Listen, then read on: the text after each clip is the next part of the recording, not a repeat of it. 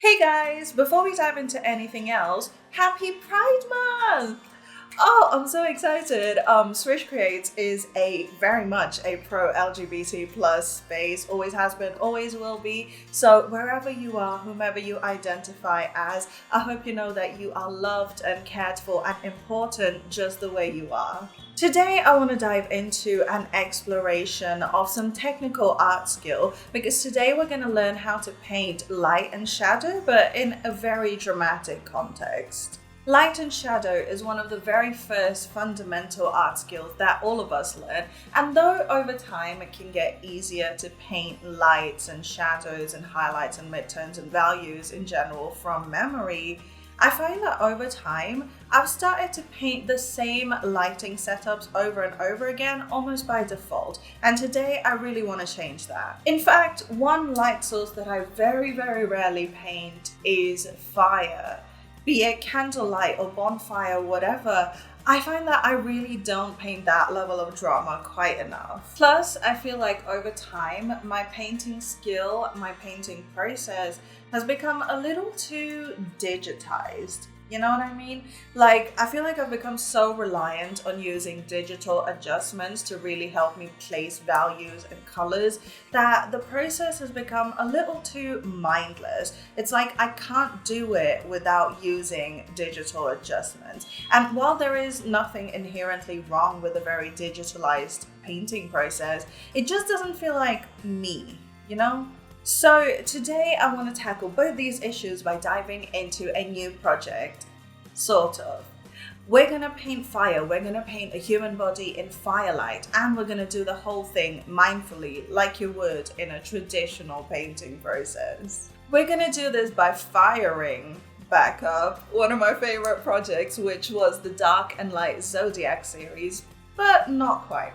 I'll explain in a moment. For now though, if you're ready to do some skills upgrade with me, make sure you give this video a big thumbs up, comment below what technical art skill you want to see a video on next, and come say hello, subscribe to my channel, there's links to social media in the description and all of that good stuff. But without much further ado, let's dive into the Dark and Light Zodiac series expansion.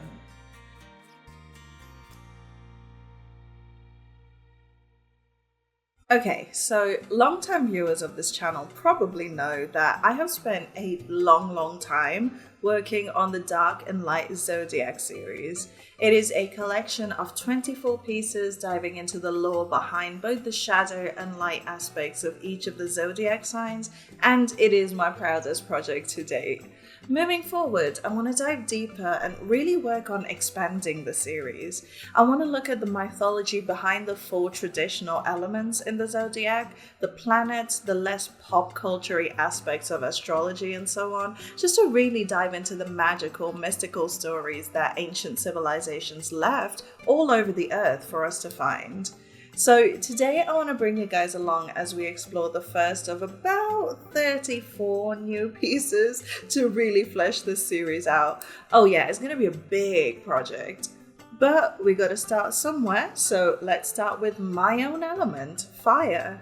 For this piece, I was really inspired by the myth of Prometheus, the titan who stole fire from the gods so humans could have it. I had this idea of a humanoid figure with a fire head that receives divine wisdom from the heavens and shares it with the world. So I wanted his head to just be a giant flame surrounding a single eyeball. Like the visions he sees sets him ablaze, but he keeps at it so that his being can act as a conduit for the energy. I started by painting the flame and the eye, so because this video is more about painting fire light and not fire itself, I'm mostly going to focus on the character himself. However, I am in fact going to be sharing a super detailed tutorial on how to paint the fire itself, be it candlelight or a bonfire or wildfire, all of it on Patreon. It's going to be a paint-along style video in real time, and by the time you're watching this, it should already be up for my patrons, so check it out at the link in the cards up here. Alright, let's talk about this skin illuminated by firelight. One thing I want to be super mindful of here is the color variation. So I've blocked his torso in with a neutral brown. It's not too warm or saturated. It's mostly just a placeholder. I started by grabbing a hot chrome yellow and placing it on our high points. Because the light is hitting him from above, the brightest highlights here are going to be in the planes facing upwards towards the flame. So I grabbed my chalk brush, which is of course my favorite brush that I custom made for the brush pack, and I blocked in the brightest points, which, no surprise, are mostly around the shoulders and the neck area. Now, the thing about how fire illuminates things is that it is very dramatic when you're super close to the flame, but it diffuses out when you get further away from it. And because as a light source, fire is super warm, like way warmer than sunlight or golden hour, not only do the colors become more intensely red as you go away from your key lights, but the core shadows look extremely cool toned in comparison. You can ignore the gaping chasm in his chest for now, but notice how once I had that yellow blending out to a deep saturated orange, the shadow tone was a deep purple. Obviously, this is not the actual color of skin, but this is something I once learned from watching a tutorial by Ahmed Al-Duri. Skin doesn't have to be any particular color. It can adapt to whatever color your light source is. It's all about how you perceive the color rather than the inherent skin tone as it would appear under white light.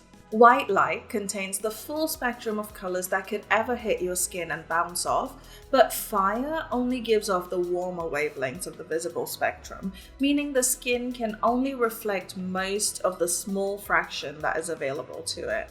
And the further away you go from the light source, the more light is absorbed rather than reflected, giving us a lot of subsurface scattering as we go towards the shadows. As a result, the areas between the deepest midtones and the core shadow is going to have to appear more red than orange. So I grabbed a sort of cool red/pink tone and smoothed out that transition between the orange and the purple. Again, the purple is the area of complete occlusion, meaning absolutely no light from our light source is going to hit it. And while that doesn't mean that area is inherently purple, our eyes like to do this thing where we tend to overcompensate for missing data. And because the areas hit by light would appear warm with lots of yellows and oranges, our brain would assume that the shadowy areas would reflect the complement, which is cool-toned purples and blues. Would a photo reference capture this? Probably not. But as an artist, my goal is to create the impression of the scene as I would see it through a human lens, with my human brain interpreting the scene. And often photographers will color correct their images to reflect these human overcompensations in order to make their images appear more vibrant and alive than the raw image alone. Because that is what art is. It is recording the human interpretation of a scene rather than simply replicating the visual details. And that's why it is so important to me to keep that humanness in my painting process. As you can tell, I've very much been hand painting all of the lights and shadows and manually making value and hue adjustments. Oh, also just a quick tip, the way I made that core highlight up on his shoulder and collarbones really pop was actually by using a cooler toned light yellow. You could use a pale warm yellow or orange and the value would make sense, but shifting the temperature just a touch will really help that highlight stand out against the super orangey tones around it. Okay, after painting the fabric and some clouds in the background, I realized that his arm was entirely too big, which was a sentence I never thought I'd ever say about a man's muscly arms. So anyway, I went ahead and resized that. Let's work that flame some more. It was looking a little too structured, and also we need to paint a nice atmospheric glow, right? So I started with an airbrush and painted an orangey red glow right around the periphery of that flame. And then to indicate the hotter spots of the fire, which usually lie in the middle of it, not the inside or the outside, but between the two, I once again did that thing that we did with the highlights in the shoulder. Instead of just going for a bright warm yellow, I changed the hue of it a little cooler, a tiny bit shifted towards green. This way that highlight will pop super loudly against the warm oranges. I also flicked those hot spots upwards for dynamism reasons. Okay, now we refine the skin. We pretty much have all the colors down, it is now just about edge control. Where do we need the skin looking smoother and rounder? Which areas need more sharpness? Are there any areas of muddy colors that need fixing? Which, by the way, if you guys want a tutorial on how to fix muddy, gray-green looking colors in the skin, let me know in the comments and I'll do a whole video on it. But for this bit, I went back and forth between the chalk brush for areas that need texture and my magic round brush for areas that needed smoothing out. You guys, I had like 12 torso references for the refinement stage. Like, my Pinterest search history is extremely sus. It's for the art though, I promise. I swear.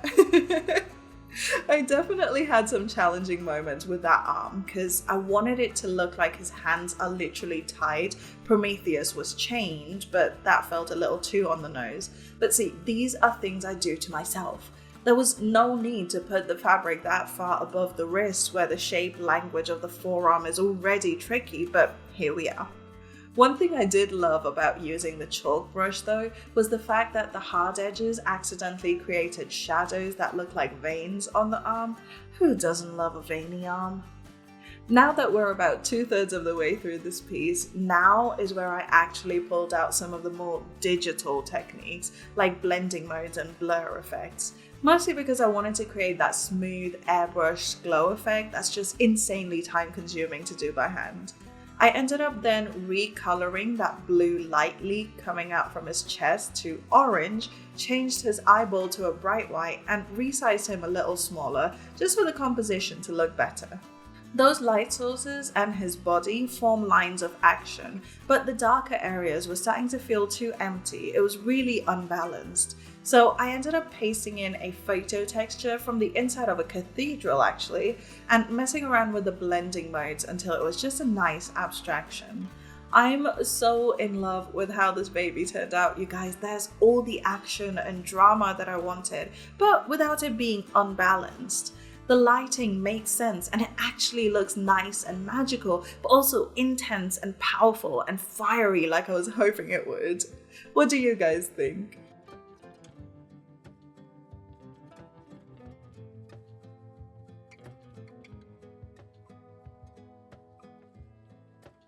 Like I said, the extended tutorial on how to paint fire is now up on Patreon. We look at candlelight, we look at bonfires, we look at blazing infernos, all of that in that real-time paint-along style tutorial. So I'll leave a link to that post in the cards and in the description. And yeah, can we just agree at this point that my art has officially entered cosmic horror territory? That's a good sign, right? Things are definitely not getting dark and spooky around here. But what do you guys think? Are you excited to see this series come back? And what element do you want to see next up? Let me know in the comments below. And of course, if you enjoyed this video and learned something today, please remember to let me know by giving it a big thumbs up and subscribing to my channel for loads more art content.